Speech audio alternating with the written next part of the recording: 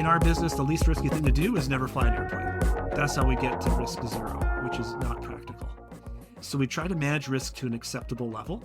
Passengers do select their flights based on cost, among other things, but how do we come up with a balance? I know we're focusing on human factors today, but it all rolls together. Welcome to another episode of the Medical Safety Podcast. This is a place where we discuss how to improve the safety of our healthcare system through the integration of human factors into system safety, including medical incident investigation and proactive safety measures. In the first episode of this series, we discussed the Elaine Bromley case where a healthy 37-year-old woman underwent attempted elective sinus surgery and died after a can't intubate, can't oxygenate situation where the medical team were unable to establish an airway for over 20 minutes. Her husband, Martin Bromley, a UK airline pilot, commissioned, anonymized, and published a report of the circumstances of her death so that others could learn from it. In particular, he called out the fact that human factors, which are widely taught and used in the analysis of aviation accidents, are not being sufficiently discussed in medicine. In this episode, we'll hear from Captain Mike Schuster, a Canadian airline captain and aviation safety expert. We will discuss the origins of CRM in aviation, as well as the challenges of implementing it. Captain Mike Schuster is a highly experienced airline pilot and flight instructor who has been flying for over 25 years. During his career, he has held various positions and responsibilities, including Chief Flying Instructor and Director of Flight Operations. He is qualified on multiple aircraft types, ranging from smaller private aircraft up to the Airbus A321. In addition to providing classroom, simulator, and in-flight instruction in the airline environment, Mike has also written many technical operational manuals for aviation companies. He regularly contributes articles to aviation safety publications, including Transport Canada's Aviation Safety magazine.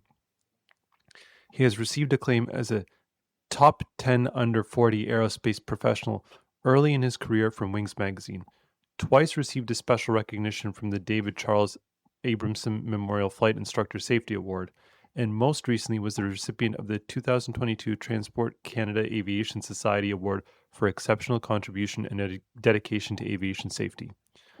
Captain Schuster holds the highest level of flight instructor qualification available and is one of only 2 people in Canada qualified to renew flight instructor qualifications via professional development programs through his company Aviation Solutions, where he is the chief instructor and principal consultant.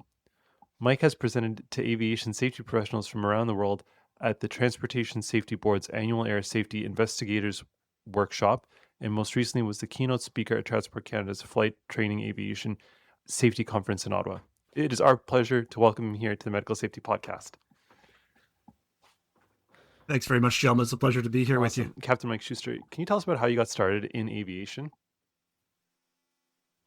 Absolutely. I think my first memory, because I grew up in an aviation family, was probably about 8 years old on a plane down to Florida. And I remember thinking to myself at that point in time, when I grow up, I want to be the person flying the plane, taking all the families down to Disney World. And like a lot of people, high school rolls around, you get different interests, start out doing something completely different in university, and then realized, no, I want to fly airplanes. And that's when I got back into that neck of the woods and underwent all of my initial training. And then I got into the industry from there. So that's a pretty clear story as to how you got started in aviation, but what led to your involvement in aviation safety and human factors? I find the human factors and safety management systems and threat and error management and all the things I know we're going to talk about today, like super fascinating. And it really started not as much when I first got licensed and became a flight instructor. And at that point, you're essentially an apprentice flight instructor. And once you accumulate a certain amount of experience and recommendations of other pilots going through, you work your way through the system. And once I eventually reached that upper tier, became a chief flight instructor and was then running the flight school and mentoring and supervising the new instructors, that's when I really realized, even in the flight school environment, we have so many new pilots coming in.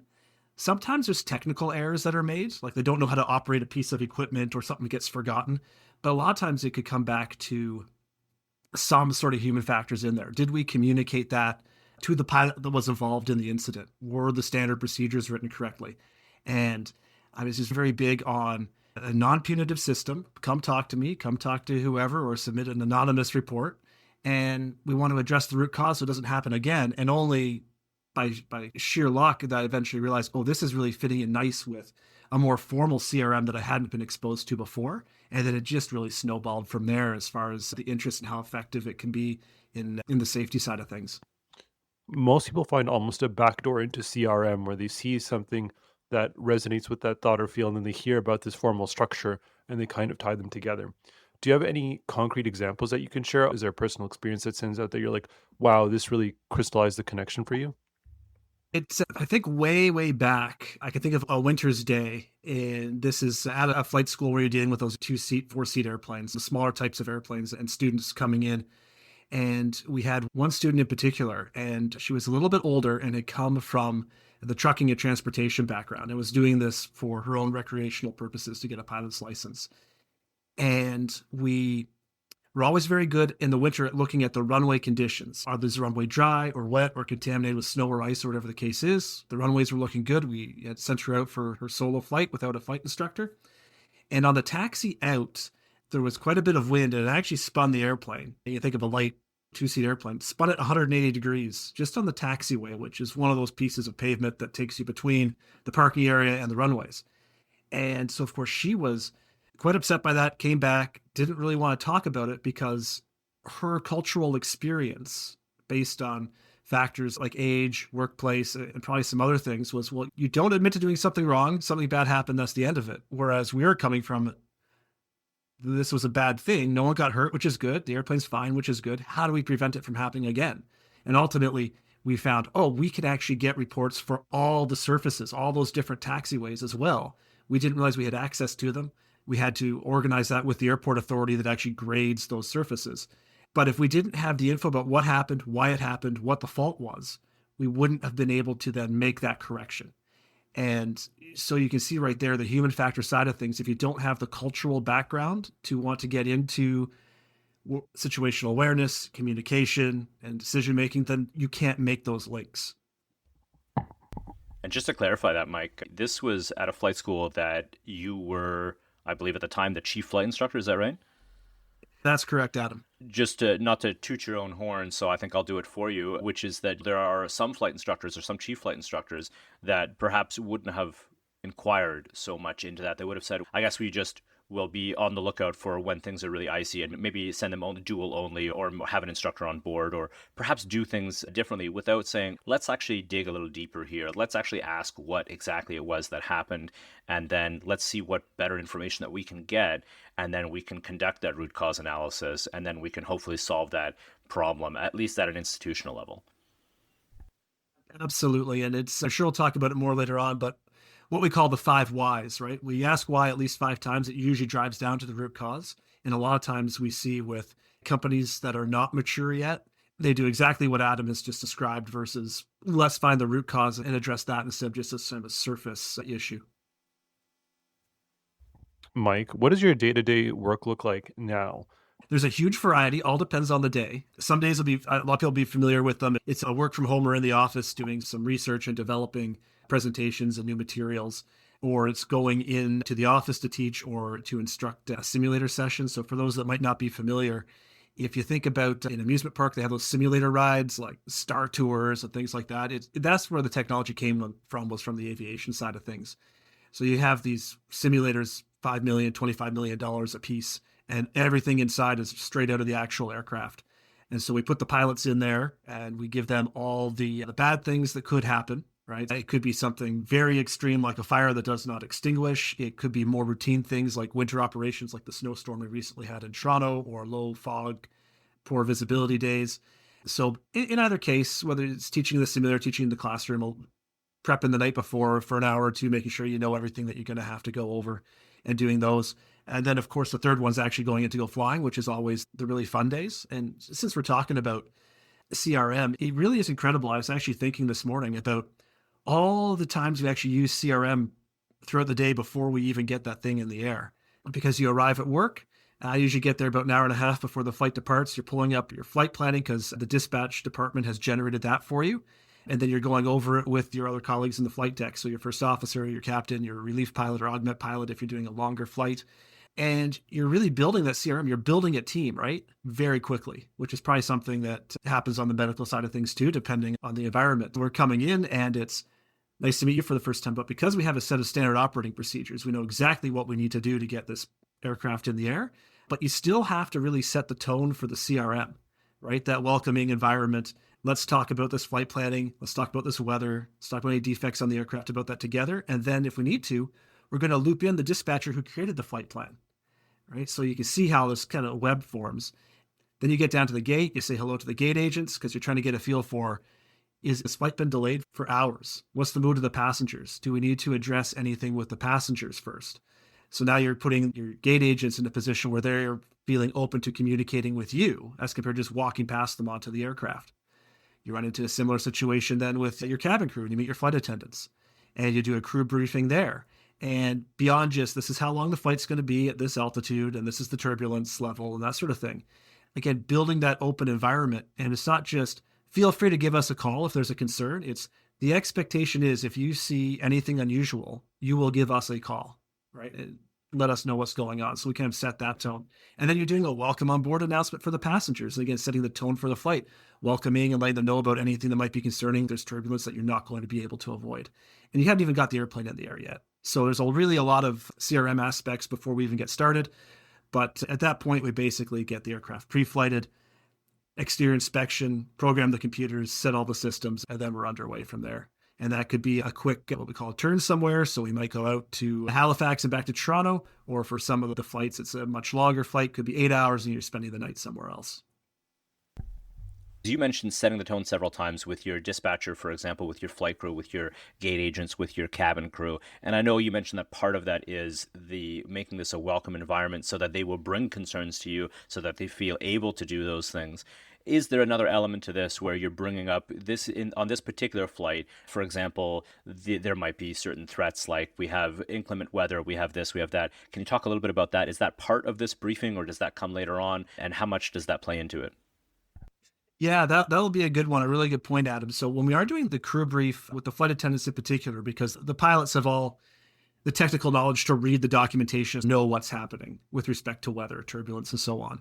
But the coordination with the cabin crew, let's say we're going to go do a 4-hour flight. So that's going to take us down to somewhere in the Caribbean, like a Punta Cana type thing would be that range. And we might say, leaving Toronto, we are expecting light turbulence for the first half hour during the climb. And then we're expecting it to be smooth for an hour. And then we're expecting moderate turbulence where we don't want you to be doing your food service. Now they know, okay, I have this window after a half hour and then another 60 minutes. I got a 60-minute window in there where we're going to try and do that food service. And if there's times where it's going to be a little more turbulent, they want seatbelts on, things like that, so that everyone's safe, everyone knows what the plan is.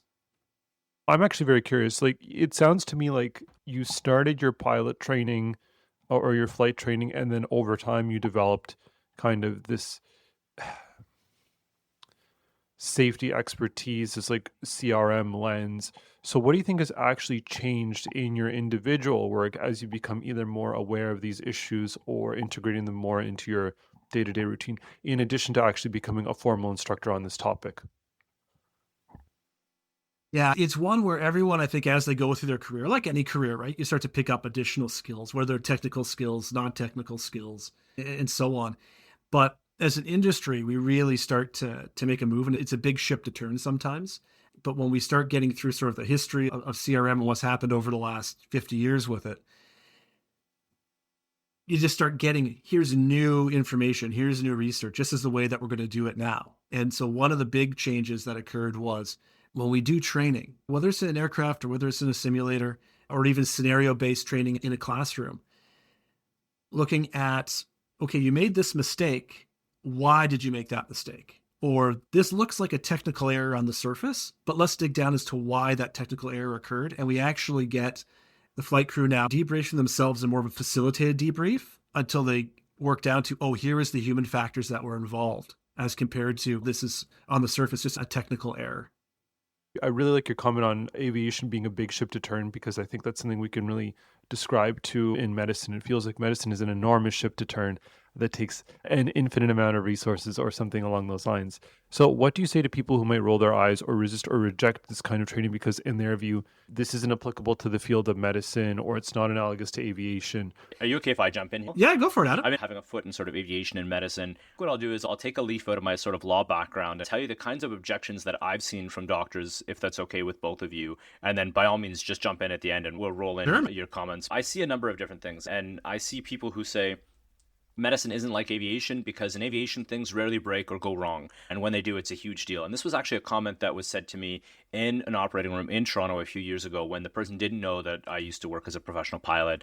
And then other things that I hear, medicine is not like aviation because the human body is vastly more complex than a machine. It's nature, and that's infinitely more complex. And then the other thing I hear is aviation can afford certain safety measures because ultimately it just passes that cost on to the flying public. But in Canada, it's publicly funded and we just can't afford those things. Like, you just can't make medicine infinitely more expensive. And so if I take those point by point there, if we start with the first one, the idea that medicine isn't like aviation because in aviation things rarely break. This was said after in the operating room the cautery machine had broken down and the scrub nurses had said, oh, well, things rarely break, but this is a huge deal. And in aviation, this would be a massive deal and things don't really break in aviation. And I actually spoke up at the time and said, actually, there's something called a minimum equipment list on board any of the commercial airplanes that you're used to flying on. And it literally spells out how many things on an airplane can be broken or non-operative at a certain point and still operate that flight safely.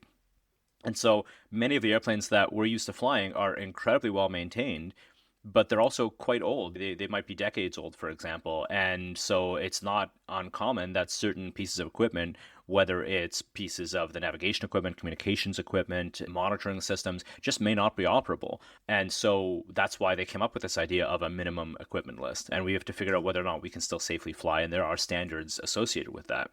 I think the reason that that nurse and these people in the operating room had that impression is aviation's a bit of a victim of its own success. We know that it's the safest mode of transportation, and it's a little bit like 911. A few years ago, there was an article that had come out saying that no one knows the non-emergency numbers anymore for fire or police or things like that. And I think actually the police officer that was actually giving this press conference, when asked what is the non-emergency number, they didn't have it at the tip of their mind as we all have for 911. In aviation, we only hear about the serious and big accidents. It doesn't mean that everything necessarily works. I'm going to move on to the second one. When people say medicine is not like aviation because the human body is vastly more complex because it's nature, one of the biggest threats to aviation is weather. Storms, lightning, hail, downbursts, fire on board. That is nature. How can anyone say that one part of nature is more complex than anything else? And as you pointed out earlier, that we do have medical incidents on board as well, and we have to factor in how do we manage those medical incidents. And as we're exploring in the podcast, the majority of aviation accidents have an element of human factors, which we're going to define later on. But it's literally how we interact with each other, the aircraft, the environment, and that psychology is just as complex as anything else. Moving on to the last one, which is that aviation can afford certain safety measures because ultimately it passes that cost on to the flying public, whereas in Canada, medicine is publicly funded. Publicly funded doesn't mean cheap. We decide what is and isn't worth paying for. We would never say that an autoclave, which is used to disinfect things that have been used, we'd never say that that piece of equipment is too expensive. And sometimes we pay millions of dollars for surgical machines that don't necessarily have proven benefit. We have a system that pays far more for reactive treatments like trauma care than for proactive or preventative safety measures like helmets and things like that to prevent traumatic brain injuries, in large part because it's incredibly difficult. And this is an issue that comes with a lot of safety initiatives. It's very difficult to quantify the amount of money or lives, etc., saved because of events that never really occur. Anyway, those are some of the thoughts. Those are the three most common things that I see. What do you think, Mike? I think you've hit a lot of really good nails on the head there, Adam. If I were to add just flush out a little of what you were mentioning, we in aviation had to go from this mindset from everything is aircraft handling to more of these soft skills, right? So now we actually evaluate flight management skills, even for those what we call private pilots, that basic recreational type level of pilot. They need to demonstrate good decision-making skills, situational awareness, communication, workload management. And this one thing we're trying to do now is under this threat and error management model, formalize those a bit more and drive that back to that initial stage of training. I'd say with respect to aircraft defects, yes, there's lots of things that pop up. You're on an aircraft that has a million parts on it. Things are not going to work. It comes back to risk management. So if the table tray on seat 12 Delta is broken off, maintenance could come in, remove it so there's no sharp edges, and we can take the airplane flying. You're never in a perfect aircraft. This then applies, as Adam said, to things like navigation, communication, other aircraft systems, but it's all based on redundancy of systems and interoperability of systems. So there is actually risk management that goes into it. And when we talk about nothing bad ever happens, we're not, thankfully, and as Adam says, a victim of our own success, crashing airliners all the time, because that's what makes the news. If we had the same accident rates today that we had in the 1960s, you would see a major aircraft hull loss every week. So we've been doing very good on that front. And how did we get there? What's available publicly in Canada is something called CADORS. It's the Civil Aviation Daily Occurrence Reporting System. And I pulled them up a little bit earlier today just to see how many come up in a day. And you usually see 50 to 100 publicly reported occurrences a day.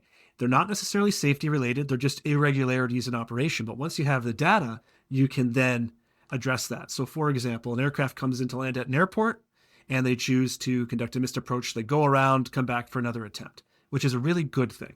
Because if the aircraft is coming in and it's at an incorrect speed, descent rate, you have wildlife move onto the runway, things like that, of course we want you to not land. We're going to go around, address it, come back again. But if we start seeing a trend of why does this one airport have so many of these go arounds, which are a normal thing, now we can address what are the factors at that airport. And that is just the public version, right? Each operator, each airline, air taxi, they have these safety management systems that are confidential, right? But super routine. So if you look at any of those, they're getting, again, dozens of proactive hazard reports. This looks like it could be an issue, and we try to identify those things proactively versus reactive. So things go wrong dozens of times a day. You just don't see them in the news, right? So that's something to keep in mind, as well as I'm sure is the case in your line of work as well. As Adam alluded to, medical incidents on board. Now we're dealing with all the same. Normally it's not to the level you see it in an emergency department, but you have strokes, you have heart attacks, you have all these things happening on board. Now you're in a noisy environment at a high altitude without all the resources of an emergency room. And you may or may not have medical volunteer help on board. And now you're also having to balance the safety of the other 200 passengers. You can't just say, we're going to land this airplane at the nearest airport, because that may not have a long enough runway, or it may not have stairs that are tall enough to get up to your particular type of aircraft to get that patient off anyway. So you're dealing with now your dispatch, your cabin crew, your medical help on board. You may be contacting a third party, such as Medlink, which has emergency room doctors available for phone patches to the flight crew. And you're trying to balance all these things out. So it can get quite complex in that sense. And as with respect to cost, in our business, the least risky thing to do is never fly an airplane, right? That's how we get to risk zero, which is not practical. So we try to manage risk to an acceptable level. Passengers do select their flights based on cost, among other things. So there is a competitive element. You can't do everything to the absolute highest level, but how do we come up with a balance here, right? So these safety management systems, I know we're focusing on human factors today, but it all rolls together. A safety management system actually balances the frequency or the risk of occurrence, the severity if it does happen, and what the cost of mitigation is. And they look at that not just in direct cost, but also indirect cost, right? And so maybe that aircraft is down for a period of time if it gets hit by a catering truck, right? Not only are you taking that aircraft out of service, but now you're losing revenue from people on accounts of canceled flights. You're paying out passenger protection money. You're dealing with insurance, the folks that you're paying in your operation to deal with this, maintenance and so on. Now that's more of an expense. So we like to think of safety as an investment when it's done through a more formal system, because those indirect costs are often about 6 times the cost of the actual incident itself. And I'm sure you gentlemen could come up with some sort of parallels for medical or malpractice or anything like that. But the most egregious one I've ever seen is if you think back to 2010, when BP had that oil spill in the Gulf of Mexico, their indirect costs were 100 times the cost of the oil rig itself. And so that's what we're trying to do, is also manage all these other aspects. Amir, I know what Mike and I have talked a little bit about this. You and I have talked a little bit in other episodes about this. Are there other objections that you hear to this kind of either the analogy between aviation and medicine, or the kind of rolling of the eyes, or the resistance to this? Are there other things that you think that we haven't captured in this? Yeah, I think so. Particularly to Mike's point about these skills being tested. It was kind of the first thing you said in that little like segment there about we got to really look at people's ability to manage leadership and troubleshoot scenarios and have these quote unquote soft skills, or not technical skills per se, in terms of flying the airplane, that are really important. And I'm going to try to answer your question by providing an example and then having you kind of discuss about that. The response in medicine is like, it doesn't really matter. Like, if someone is dying and you can save their life, who cares about your leadership skills? It only really matters if things go poorly, right? Like, who cares about your ability to manage a team or do crisis research management? Like, that's not really an outcome we care about. I think Adam and I can speak about surgeons or other medical staff that we work with who have challenging personalities to deal with and who really don't see the value of, navigating a team optimally. All they care about is the productions. How many knees can I replace in a day? How many hips can I get in a day? How fast is my OR time? You know what I mean? And so I guess the question I have, or the counter argument I have, is someone in medicine who's hearing about these things for the first time could say, yeah, that sounds all well and nice when things go poorly. But at the end of the day, if things are suboptimal and I have to add so much more time to everything I do, I'm going to be dinged on that repeatedly versus this 1 in a million case that I'm going to save and, maybe make a marginal difference in a person's life for the team dynamic. It's an interesting point. It sounds like what you're saying is the star performer who happens to be rough around the edges, if you will, someone who says, I don't have to be on top or be all warm and fuzzy or any of those things because I'm an above average, whatever happens to be surgeon, and my day-to-day outcomes over time mean that it's acceptable to act in this way. And I think certainly we've seen that kind of conduct. I'll go a step further, Adam, and say that I'm not necessarily paid for being a nice or courteous doctor or a doctor who can lead a team very well. I'm paid for my performance index. With the example of the airplane pilot, I can imagine the parallel being, if it takes me an extra 15, 20, 30 minutes to integrate all these skills and do it all nicely, whereas I can just bypass them and then land the plane safely 30 minutes sooner, isn't that better for everyone? Isn't that where the incentive structure is leading to? Yeah, it's an interesting concept. In aviation, we talk about on-time performance, and there are costs associated with not being on time and so on. You are, at the end of the day, a scheduled air carrier, for example, and that matters to a lot of people. And people aren't going to fly on your airline, for example, if you can't land the airplane on time consistently. It's a big deal. I'm sure Mike can speak a little bit more to this. But I think we've seen this in a lot of other industries, which is the star performer who says essentially, my work speaks for itself and I may be rough around the edges, but I get the job done, essentially. And my response would be a few different things. First and foremost would be, that's fine when everything is going right. We want people that can do their job well. We want people who can be efficient, who can make efficient use of OR time and efficient use in throughput if we talk about the emergency department or ICU or any of those other critical care cases. And technical proficiency matters, absolutely. I don't think anyone's saying it doesn't matter. What I think most of the people now would be saying is it does matter the kind of person that you are, because now we have the data to say that bad outcomes are in part contributed to by the kind of leadership style that we have. And we know that people are going to have emergencies, people are going to have resuscitations, you're going to have to lead teams. Your job as a physician is not to be a proceduralist, just. Your job is to lead teams. And if you can't do so effectively, you're not a good physician. And that's not me saying that. That's the Royal College, for example. That's the College of Physicians and Surgeons in the various provinces and jurisdictions that we have in Canada. That's medical boards the world over, because that's the model that medicine has changed to. The other thing that I'll say is I think a lot depends on when we talk about preventing harm. This isn't about just being efficient or technically good at placing a chest tube or intubation or what have you. This is also about preventing harm to the individual patient, and we can refer to the Elaine Bromley case as an example where leadership mattered and someone died as a result of things that went awry. But also, when we say preventing harm, I think it's time that we looked at preventing harm to the rest of your colleagues.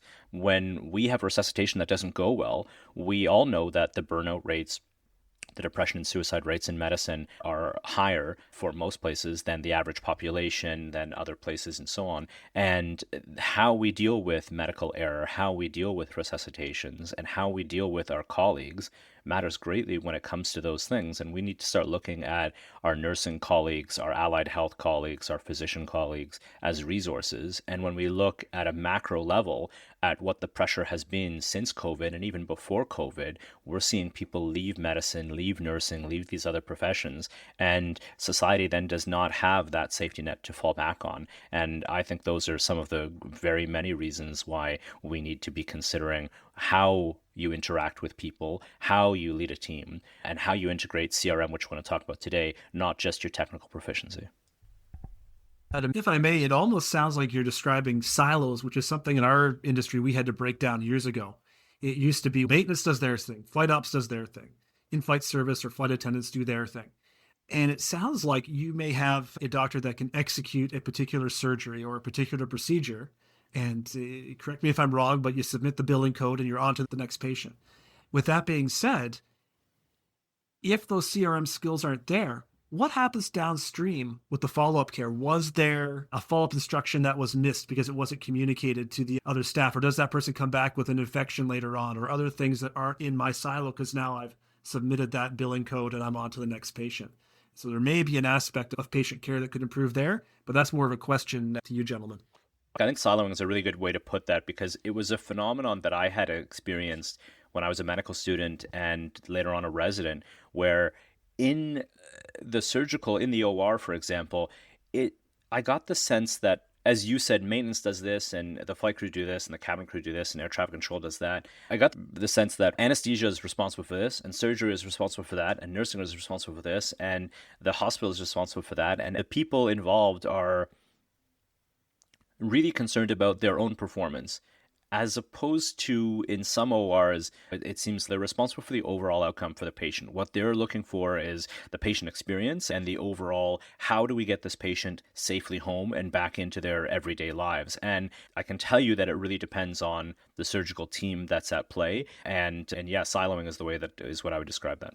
And not to say that you can't have each group with their own procedures and responsibilities, but it's the interaction between those groups. Very much so. Breaking down the silo.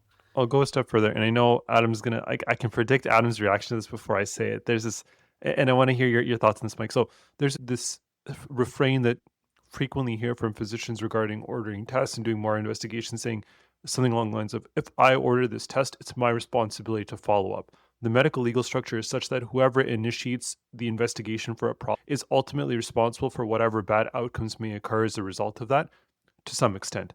Let me give you an example. Someone comes into the emergency department and they have vague symptoms, headache, fatigue, etc., etc. Some emergency physicians are very loath to order up complicated tests that require a lot of back and forth because the institution they exist within the emergency department isn't very conducive to getting results back to them in a timely manner. But ultimately, they're held responsible for if there's an adverse event that occurs that could have been prevented by these things. Very common example, someone comes in with a headache, you ordered a CT scan, initially it's benign. They may have recommendations to follow up in 6 months' time. And you say, go and see your family doctor for this. And I've asked a number of preceptors or colleagues, why don't you just order the CT scan now, right? Like that'll actually close the loop. You'll actually get all this information as recommended. And the response is, I don't want to be responsible. I don't know what I'm going to do in 6 months' time, right? Like, I don't know if I'm going to be here to pick up these results. I don't know where they're going to get to. They may get lost. And ultimately, I end up holding the bag. This to me is an example of siloing that I think is very applicable. Instead of focusing on, addressing the overall issue, which is this patient's health, right? We're stuck in like, hey, what do I have to bring to this situation? And a lot of people say, well, my job is just to address the acute issue and everything else is kind of gone beyond that point. There are numerous examples in multiple fields, but when I heard the term siloing, when I heard that, that's really what I thought of. Amir, how many times have you seen this? I was a medical student and no, I think I was a resident, I'm sorry, because I had the ability to actually order these tests. Somebody comes in complaining of certain symptoms, and it immediately brings to mind this person had been out of the country, they were a young person, and clearly I looked at this and I said, okay, well, I ordered HIV and hepatitis B and other STI serology blood tests to rule out STIs that are not going to come back for several days, if not a few weeks. And the preceptor had pulled me aside and said, hey, listen, what you did was textbook. It's what we're supposed to do, but you're going to start really ticking people off if you do this. And I had asked why, and he had said, because that blood work's not going to come back for quite a while. I'm not going to be on shift. They're ordered under me. I am now responsible for those investigations and then the follow-up, and who knows whether we can find this patient and so on. And if I can't, that's on me. And it's just the way that our system is not set up for that. It's an emergency department. It's not a family doctor's office, et cetera, et cetera. And so it's one of those examples where the system isn't set up necessarily to support the patient. Very interesting. If I could jump in with just something tangential to what Amir said about that word responsibility, because that's one that comes up sometimes in CRM. And earlier on in the CRM days, some of the pushback you might hear was, I'm the captain, I'm responsible. Yes, you are responsible. So the pilot in command of the aircraft, which we commonly call the captain, is the responsible person, right? The buck stops there. From the moment you release that brake to go off the gate until the moment you set that brake and shut the engines down, you are fully responsible. What CRM does is it gives you more tools to get out of your crew, to get out of your other resources, air traffic control, maintenance department, everyone else, to make sure that you are as successful as you can be in that role of responsibility. I just want to clarify that point, that you always still have that one ultimate responsible party and the weight's on them, but the CRM is there to help them be as effective as possible in that role. Mike, you're obviously very well versed in this. You're very, very well experienced, but can you give us an overview of really what CRM is and why it came to be taught in aviation? For sure. It's a really big topic. Obviously, I'll try to keep it somewhat simple here, but if you think back, we've been flying airplanes for 123 years now. I see Adam nodding. And they weren't always that reliable. I mentioned earlier on, if we kept the same safety record from the 60s, we'd be losing a major international airline flight like every week. And so no one really paid much attention to human factors, because as a percentage of the accidents back in the 60s, 70s, for example, like 2/3 of accidents or more, this thing mechanically failed. So that's where the focus was. And then as aviation evolved, the engineers got a better idea of what they were doing. Maintenance got a better idea how to maintain the aircraft. That went down. So as a percentage of the accidents, even though the accidents were going down overall, the human factors as the primary cause started to become, oh, here's 75% of accidents are being caused by human factors. So let's put our focus there, right? How do we address this? And that's where we started to get more of this training in what we call soft skills, or essentially the human factors, because pilots were crashing essentially perfectly serviceable aircraft into the ground. And there's a few examples that we can come up with there. There were really 3 or 4 big ones when we start talking about maybe history of CRM a bit more and the different generations and evolutions of that. But they came up with this concept of how do we take our human selves and properly integrate us with the machines. So something we call the shell model is dealing with software, hardware, liveware, which is us, the humans, the environment that we're operating in. And when you look at aircraft manufacturers now, they have whole departments that look in the design of the aircraft, the flight deck, the ergonomics, where are we going to put warning lights and things like that to make sure that we can address this. And I don't want to use a lot of really old examples throughout, because some of our listeners will remember. And if you think back to US Air 1549, that was the one that had the bird strike, both engines failed, and they were leaving LaGuardia, New York, and they glided into the Hudson River. That airplane was not flyable. It had no engines. It was a glider, but 0 fatalities. And this is the idea behind the CRM, is when we get to train things like decision-making, situational awareness, workload management, communication, now Captain Sullenberger and his first officer, Jeff Skiles, they had the ideal outcome in that situation. And yes, they had to manually glide an airplane, but it never would have been successful without the CRM skills behind it. And so it's important to note too that you don't just have it or not have it. These are skills that can be trained, right? We can give a course on effective communication. We can give a course on different decision-making models. And that's a big difference that's happened now. If you used to get hired at an air carrier, you might get half a day of quote unquote CRM training, and then it became a day. And much as I mentioned earlier with the training being integrated throughout, if you get hired at an air carrier and they say, let's do a 2-week ground school before we even touch the airplane, instead of that half day or 1 day, you're now looking at probably 2 days worth of modules, but they're all spaced out so that they're scenario based and relevant to the accident example that you're looking at, and so on. So we can actually train the skills. So that's a big difference there as well. So, Mike, I think this is important, but in aviation, we often take it for granted. How did we know that the failure of some of these accidents that we talked about in the past were related to human performance or human factors? How did we know that?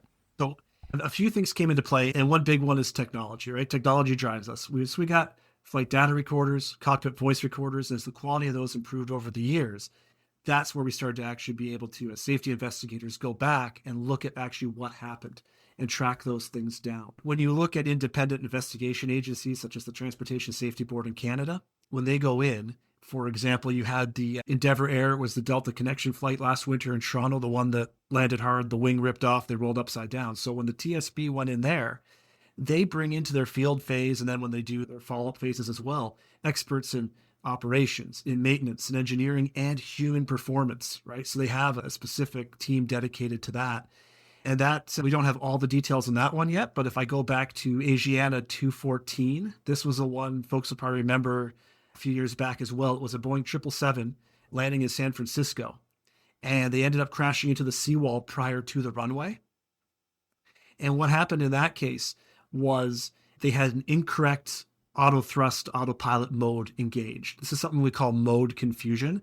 And when you look at a broader spectrum of accidents, particularly in smaller airplanes, because there's less standardization of some of this equipment, mode confusion normally lands within the top 3 root causes of these accidents. And essentially what happened was the aircraft was not maintaining a sufficient amount of speed. And you need speed to keep an airplane in the air because it's the airflow going over the wings that gives it the lift. You can get that 2 ways. You can either add more thrust to make it move through the air faster, or you pitch the nose up. That increases the angle of attack, basically the angle that the wing is meeting the air at. Either of those things will give you lift. But if the thrust is rolling back unintentionally, you just keep pitching that nose up, and eventually it can't give you any more lift. And that's when they started to sink down and crash short of the runway. Going back through not just the technical aspect of why was it in that mode, because we could just say wrong mode, done. We go to mode confusion, we listen to the cockpit voice recorder, and then you can also start getting into culture. And both of you gentlemen mentioned this a little bit earlier as well, the culture in different operating rooms, for example. Different airlines around the world are going to have a different culture, right? And so are we going to interject? Are we going to be assertive? Are we going to sit back and just watch and hope that the other people fix it? Or if I interject, am I interjecting too late? Again, we don't want to just take that surface response. We want to dig deep, and it is those independent agencies that can then access CVRs and FDRs that then do that work to drive down to the root cause. And a big part of that, beyond the technology, is the legislation. All right. The Transportation Safety Board Act in Canada, the TSB does not report to a government department. It does not report to Transport Canada, for instance. It reports directly to Parliament, not even the government of the day. That gives them a lot of independence to make their recommendations and make their findings, and then they can get that out. And that same act is the one that protects the security of the CVR and the FDR. They cannot be just released to the public. You can't just be like, here's the CVR audio recording. They can do a transcript, right? And with that level of protection, now all of a sudden the people in the system are more willing to participate in it because they're protected by the legislation, if that makes sense, right? So they're more apt to, again, participate in the investigations, which is not the case all over the world, right? There's other countries where if you have an accident, let's go arrest the pilots and we must blame someone for this. And so we have to be aware of those sort of things as well. But the TSB, for decades now, they have never written in a report in the last probably 20 years, the pilot failed to insert whatever. That's not a term they use anymore because it's such a complex series of factors that lead into it, right? Sorry for the long answer, but technology, but also a lot of the protections that are baked into the legislation. I really like the last point that you said, where there was a loss or a move away from framing the pilot fail to XYZ. I think what resonates with me is that in medicine, I perceive there to be a high culture of blame when things go wrong. There's always someone to be held to account for an adverse event because it feels like the stakes are really high. And it is sometimes hard, I find, at least to communicate to patients and say, like, we appreciate that there's a bad outcome. Sometimes systems are really complicated, and it's not the failure of any one individual. It's a systems-based failure, but it's very hard to come to someone who's had a very challenging or adverse or negative experience and say, this is long and complicated. You cannot just look one person in the eye and take out your frustration, anger at them. It is a large system that we acknowledge had many people playing in, and maybe some people function suboptimally, but it's not the fault of any one individual. I think that's very empowering to hear, but I struggle seeing how that moves into medicine and having patients, people, the general public buy into that as a mentality they can accept. It's a wider culture that you're dealing with. And even just within aviation, there is a huge period of time where it's a stretch because those first accidents in prior to early CRM in the 1970s, it was your punishment for this is we've taken away your pilot's license, you'll never fly again. Whereas now it's let's put this into a safety management system. Let's look at all these causes as you just identified, Amir, and we're going to fix the system, which is harder to do in a broad sense with the public. I think what both of you are getting at is a philosophical difference driven by a number of different factors. So, in my mind, one of the reasons that medicine, and I agree with you, Amir, is very blame centric, is I don't think we really want to dig too deep because we'll find the cracks in the system. In some cases, that might be very expensive to fix. And it's a lot easier to blame the last person that touched the patient, the people at the sharp end, the doctors, the nurses, and so on, whoever pushed the last medication or did the last intervention or what have you. Because for any number of these reasons we've talked about, there is this, well, some of these things are tractable. We don't have the data on which we can confidently say what percentage is human factors related. We don't have the technology that Mike alluded to. We just don't have the data to confidently say, well, if we fix the system, we might be able to prevent these number of deaths and so on. And so when we look at the culture, for example, it's self-reinforcing. So Mike, in his very eloquent answer, there's a lot to unpack there. Mike mentioned technology about cockpit voice recorders and flight data recorders. We looked at the legislation. We don't have similar legislation. We have some legislation that protects certain investigations, but we don't have nearly the level of protection that you see for some of these things in aviation. The culture, which is informed by the things that we've already talked about, the laws that we have there, a lot of those will feed into that. And so when we look at this, there's a lot of reasons why medicine is still blame centered.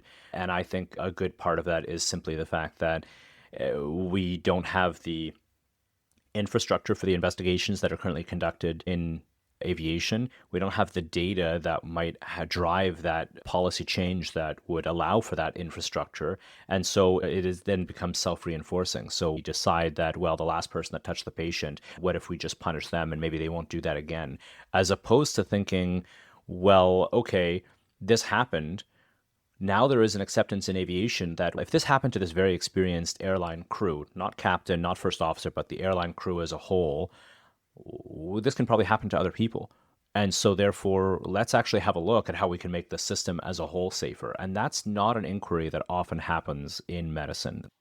Good thoughts, Adam. I think it's fair. Mike, are there struggles in implementing CRM besides the ones that you talked about, besides the initial kind of buy-in? Was this a linear process? Was there regression?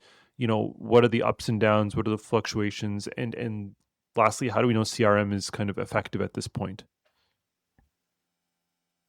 Yeah, a few really good points to unpack there, Amir. It's never really, with anything, a completely linear process, but it really started with, I think Adam had mentioned earlier, the United 173 troubleshooting a landing gear issue to the point that you run out of fuel, right? And effective communication from that crew in the back. United lost 2860 just prior to that. They crashed a perfectly good airplane into terrain because of an electrical issue that they were working on. Eastern Air 401, a light bulb for the landing gear, the green light wasn't working until eventually the autopilot clicked off. No one noticed. It just descended into the ground. And then we had KLM and Pan Am in Tenerife with the worst aviation disaster in history, where we were dealing with captains that weren't listening to the crews, right? So it drove this early phase in 1979, and United came up with this first program. They called it CLR, Command, Leadership, and Resource Management, which eventually merged into the concept of CRM that we know today. But it was supported by NASA, for example, because NASA knew the importance of crew dynamics prior to this. And even though some pilots at the time were pushing back for the reasons Adam identified earlier with some doctors as an example, it was still really endorsed by, example, ALPA, the Airline Pilots Association, the biggest pilots association in the world.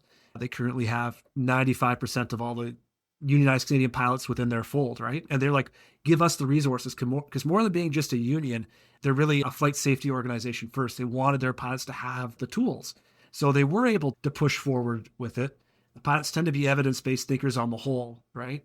So they got as many people online with the evidence, and then they started to actually see the accident rates go down. And once that happened, then they started to take CRM at the airline level and move it into standard operating procedures. So this is no longer just a voluntary course you can come take. It's now something you're going to be evaluated on constantly. So pilots are in for check rides in the simulator every 6 months, and that includes all the bad things that could happen. But it used to just be, you didn't crash, so you passed. But now if they see, hey, your flight management skills were weak, your CRM skills, you don't pass anymore. So that was what kind of got the last of the holdbacks moving up. So they went carrot for about a dozen years before they brought the stick into it. And then when we talk about the linear process, it seems like things are going great. But what ended up happening there when we started to get into that sort of same phase is we went from cockpit resource management to crew resource management. And that meant now we're going to include the flight attendants, the dispatchers, the ground handlers, all these people, as we've been discussing today. But it very much got into this focus on our personality types and our behaviors, and it started to drift away from the core focus of flight management, fly the airplane, right? So that was one of those nonlinear areas where it had to come back and start looking at, we're all going to make errors, right? To err is human. We need to accept that. And that's really where the concept of threat and error management then started to come from. Because if we focus on managing errors, that's one thing. That's great.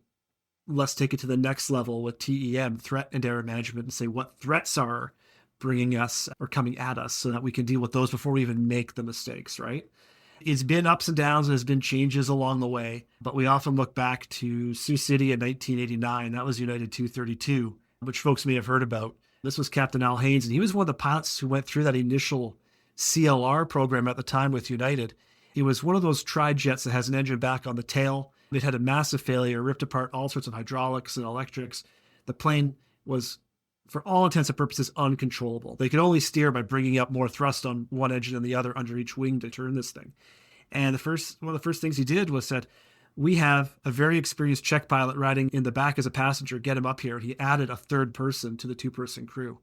And unfortunately, if you go look at the video, like it was still a pretty, we'll call it a hard landing. I mean, the thing broke apart, but more than half the passengers survived in a completely unflyable airplane. So it's had its successes, it's had its challenges, and we make our way through to where we are today.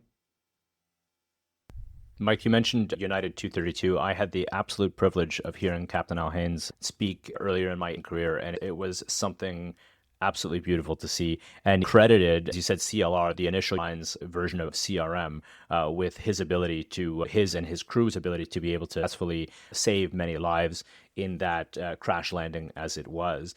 And one of the things he had said was, he said, I said one of the stupidest things ever, which was my airplane, which is how you take control from one pilot to the other, which was a joke because it was nobody's airplane. No one could fly that airplane. It was not an airplane that was flyable, as you said. And so he had a lot of humor in how he delivered his presentations. And there's some really good YouTube videos. I know of the accident itself, but you may be able to see Captain Al Haynes actually talk about it. We'll try and put that in the show notes as well. You mentioned a few different things in there. I really liked how you talked about the evolution of CRM, which we'll ask you a little more about as it comes up. But one thing that really struck me was you said it was a data-driven and still is a data-driven enterprise. And so we had this idea of, well, we have all this technology. We've managed to now figure out that human factors are playing an outsized role in these accidents, that people are crashing perfectly good airplanes. And so we need to do an intervention. The intervention that they came up with was CLR or CRM, the early stages of CRM. And then they followed the data from there, where they said, well, the accident rate is going down. And now when we look at a more granular aspect to it, the reasons, the root causes of these accidents are changing, and they decided to change the intervention as the data directed them to. And so, as you said, it is a data-driven exercise. And so, in my mind, one of the things about this is we really need to know the data in medicine in order to drive this forward, in order to change the culture, as we've seen in other things. And it's not like that technology doesn't exist. It's not like we couldn't theoretically put in cockpit voice recorders or audio-video recording in operating rooms, as we've talked about. It's not like they go up and fly and crash into mountains like airplanes do. But there are good reasons why we don't yet have that technology implemented. And part of it has to do with your earlier answer as to, well, what's the culture of aviation and how is it informed by the laws that exist and how is it informed by the protection that exists? And do we still have a blame culture and so on? And I don't think the answer is in any one of these things. I think it's in changing all of it. I think it starts with policymakers, and it may start with even individual institutions who decide, for example, to say, well, this technology exists. We're going to, for example, implement this as a pilot project in one operating room or one resuscitation bay in an emergency department, and we are going to protect that with the existing legislation that exists for quality of care reviews that does protect these things from staying out of the courtroom. And seeing how it goes. I mean, if we look at healthcare writ large in Canada, that's what Tommy Douglas did back way back when, this was not a Canada-wide, Canada's going to have socialized healthcare. This was a single province that then said, we're going to try this, and this is how it grew from there. So I think there's a whole lot to unpack there, but I really wanted to highlight this data-driven aspect to it. Amir, any thoughts? I think it's very important language that I think we need to commend Mike for using. The fact that he's saying things like evidence-based, and the fact that he's saying, people tried it, saw benefit, and then it was more widely adopted. I think keeping that in mind as we approach that into medicine, to say we're a scientific field, we actually should be experimenting and implementing these things and seeing what the outcomes are, right? Like if we're going to wear the hat of being clinician scientists and being people who are evidence-based, we have to be able to put this into practice regardless of how it is. Like that's inherent to our philosophy. The part that you just said, I think, was great. You said we're a scientific field. We should follow the evidence. And it's very true. We love to say, oh, well, we practice evidence-based medicine. Can we honestly say that if we don't gather the evidence like this? I think it's a really important point. We talked about the early implementations of CRM and the different generations and how it started with like a couple of modules or a half-day course, and then it moved into standard operating procedures. Mike, can you give us a kind of brief overview of where we are now, what the focus is now? You mentioned terms like threat and error management. Can you give us a little bit more details as to that transition and how long that took?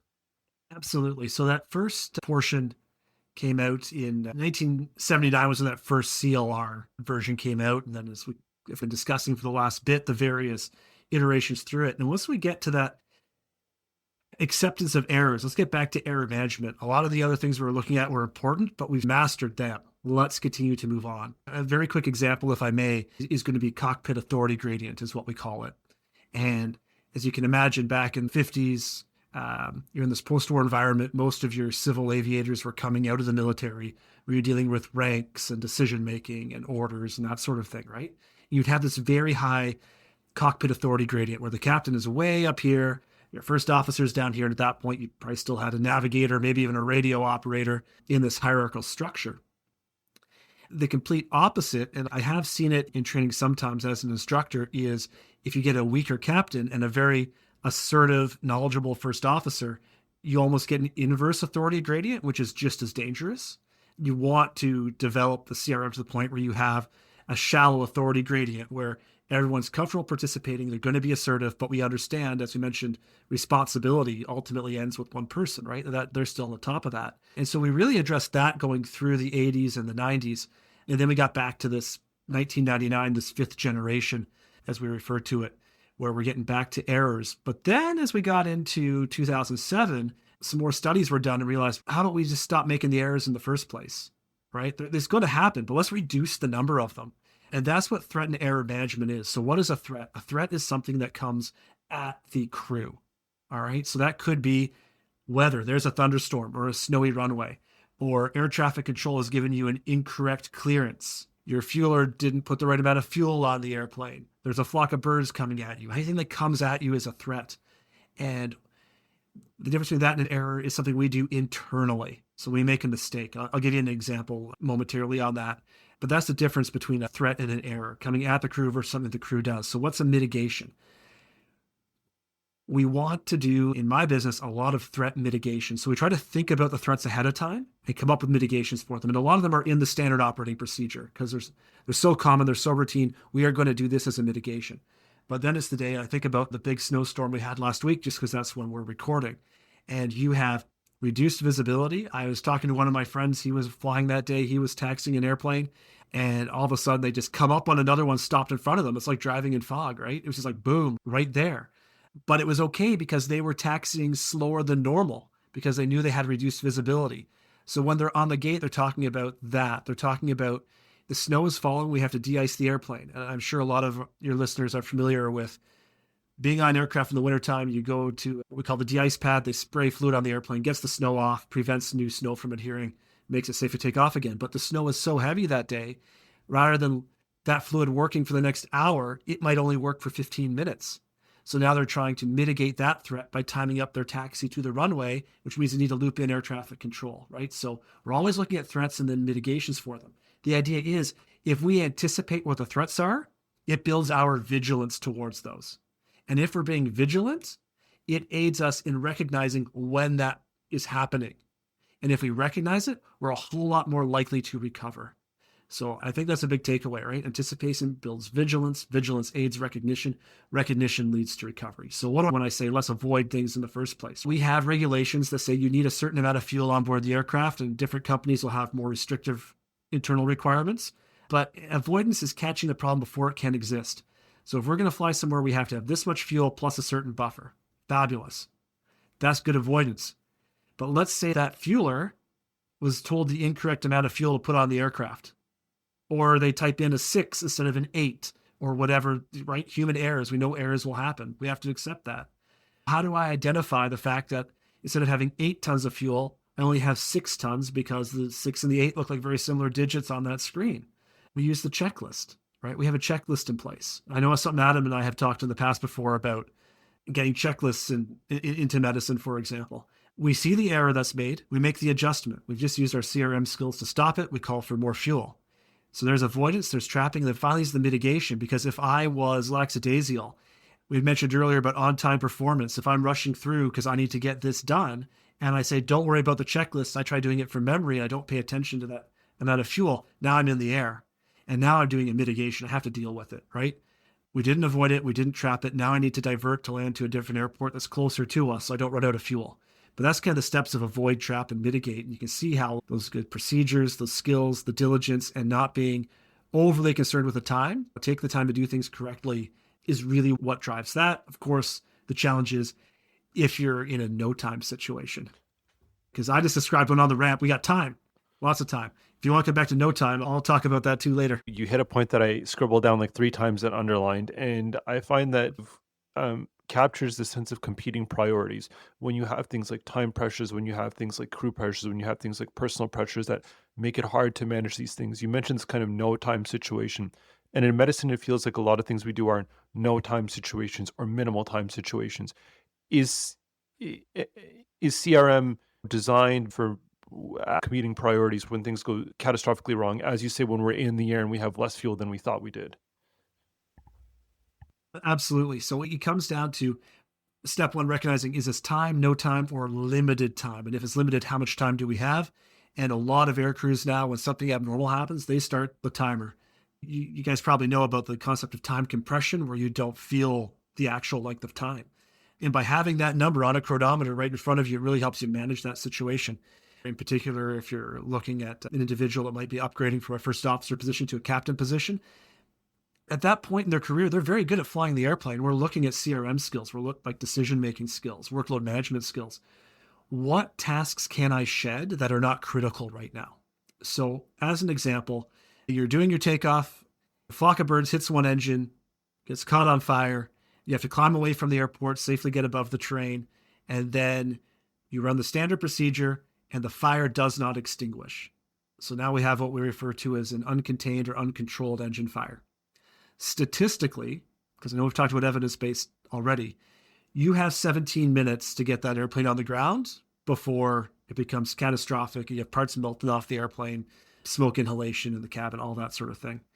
If you do all the procedures we are supposed to do with respect to CRM and briefing your flight attendants and making a public address and all these things, that's going to take about 30 minutes. You won't be able to become a captain if you just follow the script as normal. If you start shedding too many tasks and trying to come into the airport too early, you end up high, fast, off center line, you overshoot. It actually adds more time because you're coming back around again. So what we're looking for as aviation instructors and evaluators is that the captains are able to assess the amount of time that they have and appropriately task shed to hit just the most critical points in that situation. And that's not something that happens overnight. To some extent you have it or you don't, but it's also the studying, right? It's the what ifs. It's the sitting at home and saying, okay, what if this were to happen? It's sitting in an 8-hour flight of cruise and saying, what if this happened to us right now? And over a career building up that ability till you can hit that final sort of level in the career pyramid and become an airline captain. I'm going to paint you an example of something that happened to me recently, and I want to hear your thoughts coming from the CRM lens. In Ontario healthcare, one of the important metrics is what time is the patient in the operating room at the beginning of the day? What time do we actually cut skin? And there's a huge pressure to get patients in rooms to actually cut skin at a given point in time. A lot of funding for hospitals is tagged to that, or I should say for operating rooms is tagged to that. sometimes you'll have this situation where, you're individually running late, or it takes more time to see the patient, or there's more charts to review, or whatever the case may be. And I know in my routine, I like to go into the operating room before the patient is there to ensure that my checklist is done personally, that I've gone through and I can touch all the things I need to touch, set up everything I need to do without any external pressures. I find it very difficult to do that once the patient has been brought into the room. And it's very hard to kind of be in this space where you say, don't bring patients into the room until I've gone through my checklist, because then people will say, well, our funding is dinged. Can't you just do them in the space? What difference does it make of a patient? And Adam was with me in a case the other day where there was a piece of equipment that I would have liked to had ready, and I'm sure if the patient was not in the room by the time I got there, I would have been able to do it, but I couldn't because the performance pressures were high. I'm hoping you can speak to not necessarily, giving us an overall critique of medicine, or addressing this one policy individual, but this anecdote that I provide for me, like, this is a disaster waiting to happen. And I don't know if your response is just adapt and get better at this, Amir, because you know that this is going to happen, or if you have some other CRM educational perspective that you can bring to the table and address this issue. I'll sort of answer the anecdote with an anecdote if I can. This has gone on forever in aviation, right? That pressure to be out on time. And we have a very clear priority. And it's an SOP, it's written down. Every company out there, they're going to say safety is your first priority, then on-time performance and efficiency, and then customer service. Or some companies will switch number 2 and 3 and how they want to work that. That's fine, but safety is always number 1. So I had a vice president at a previous company I worked at who said, yeah, your gate agents are always asking you ready to push, because they're going to be the ones to answer for, well, why was this plane getting laid off the gate, right? You're going to have the ground crew coming in, ready to close the door. And sometimes it's just, I've turned around and I said, we're going to need 10 minutes. And I close the flight deck door, and then they know, because sometimes it's not that they're trying to put the pressure on us. They just want to make sure that we know that they are ready and it's not their quote unquote fault. So we actually have in the industry what we call delay codes. And the delay is actually assigned and attributable to one of something like 98 different subtopics. We have that. Again, that was an anesthesia delay. That was a surgical delay. Yeah. So you're very, very familiar with this, but it's fine if it's justifiable, because as we say, the pilots have one tool that no one else has, which is the parking brake. And we don't take that parking brake off until we're 100% satisfied that flight will be carried out safely with required tasks complete. And we are always more than happy to take a quote unquote pilot delay if there's a reason for it. So if I'm working with a brand new pilot at the company and it's their first day out flying airplanes, we'll show up a little bit early. We'll do everything we can, but we're probably going to be a little bit late off the gate. And I just let, systems control know this is going to be a pilot delay. It's for training purposes. And they can look at this later and say, well, that's a valid and important delay that was safety related. All is good. And culturally, very interesting. One of my colleagues mentioned he had done that with a pilot that had come from an overseas airline. And this new hire pilot just stared at him for a second and said, we can do that? Because there was no way in the Middle East that was going to be an acceptable practice. I feel that very much. I think what Amir's getting at is this happens not infrequently where, and I'll just speak from my own experience, which is lately I've been, perhaps because we're starting up this podcast, much more diligent with my sort of briefing checklists. And when somebody comes into the operating room, we always make sure that we've got the right patient in the right room, we're doing the right surgery, and that everything is in the room and so on. And there are many different ways. We're going to have a whole episode, I'm sure, about surgical safe checklists and all of these sorts of things. But one of the things I've been doing is, as Amir mentioned before, is all my equipment set up? Am I prepared to do this? But also, did the pre-op nurses, and this just happened to me yesterday, day before, where we had a new pre-op nurse who just did not give the preoperative medications that were supposed to be given. And the nurses had actually asked me to bring the patient just outside the operating room. And they're asking me to do a little bit more because we all work as a team and they were very busy doing their things. And so I'd already brought the patient in. Well, I had to call over. It was a new nurse. We got the medication to the patient, all of these sorts of things. It tends to fall to anesthesia. At least that's my experience of it, where the medications need to be given. Have we done the pregnancy check for a woman of childbearing age, for example? Have we done all these things? And then, for example, I ask at the very end of my sign-in, the surgeon talks about their surgical factors. I talk about my anesthesia factors. I then turn to the nurses and I will say nursing and equipment. And some of the nurses will say, yeah. And I'll turn to them and I'll say, you're okay with the sterility. We have all the pieces of equipment in the room that we need. Oh, well, we have everything but X. And if I hadn't done that extra step, that very often comes in. And sometimes they just don't have it in the room. And that may be fine if we have 3 of them in the hospital. But if we only have one of those, well, no, I'm not going to anesthetize the patient until this happens. And I do think it's one of those things where really it comes down to anesthesia very often with this. And there's a lot of pressure on the individual practitioner to hold up the entire operating room to say, well, we're not going to go ahead yet because we need X or Y or something done, and it might have been somebody else's and so on. I think it's a big problem. It's such an important point. And you're dealing, I feel, in a bit of a smaller environment where like the people under the pressure are directly interacting with you. Whereas I could sometimes be like, well, close that bulletproof door and get everybody away from me. So the airplane I fly, we can hold 200 passengers on that aircraft. And when I make a decision of, well, this isn't working to my satisfaction, I can deal with it at the destination or I can deal with it here. And I know that 35 of them are trying to get on a cruise ship today. Another 40 of them are going to the soccer final. The people that you don't even know, they're going to go visit someone in a hospital who's on their deathbeds, right? You don't know what's going on back there, but not only are you affecting 200 people with that decision, all of them, their families and connections as well. And that's a lot of pressure when you're trying to make that safety related decision. It's really something that sometimes we just have to set aside and say, what do I need to do right now? I don't think it's unique to the profession. I think you're 100% right. I just wish I had that proof door that you have, So, Mike, you mentioned there are 6 generations of CRM, which I think just is the point that we're 50 years deep into CRM and aviation, and we went from flattening the hierarchy and having increased input from a variety of flight crew members to and going to, well, let's trap errors to let's actually prevent errors with threat and error management. Now that's our 6th generation threat and error management. I think there's a few things I wanted to just unpack or at least point out some similarities in medicine. And I think the first one is I feel like there's a bit of pushback in medicine to this idea of we're going to bring CRM from aviation for a number of reasons, either stated or unstated idea that, well, medicine is, one of the oldest professions in the world and we do things right most of the time. And we don't need somebody else, especially some airline captain, to come in and tell us how to do our jobs because we've been doing them for a while. And I think part of it is it almost feels like we're being scolded, like, oh, if you just were better at your job, physicians, nurses, whoever, then we wouldn't need to have somebody else come in and tell you how to do these things. It almost feels like you're being scolded.